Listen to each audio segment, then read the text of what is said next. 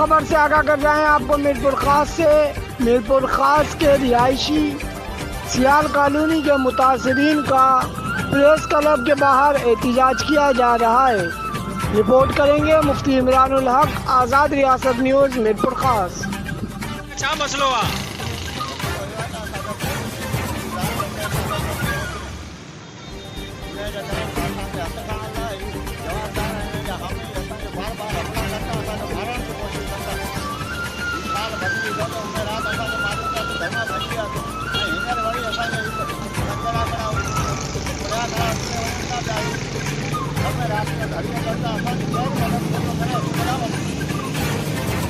ठीक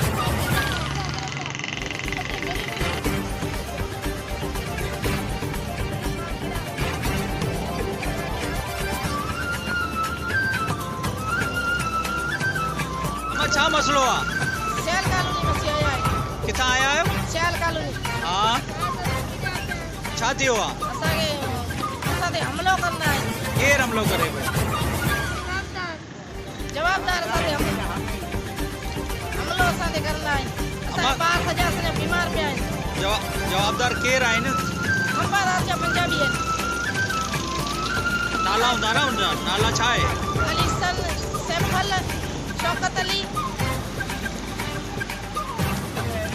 रमेश,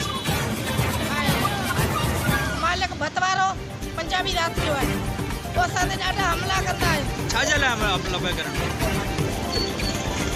असांजे धकमक असांखे हणी विया आहिनि।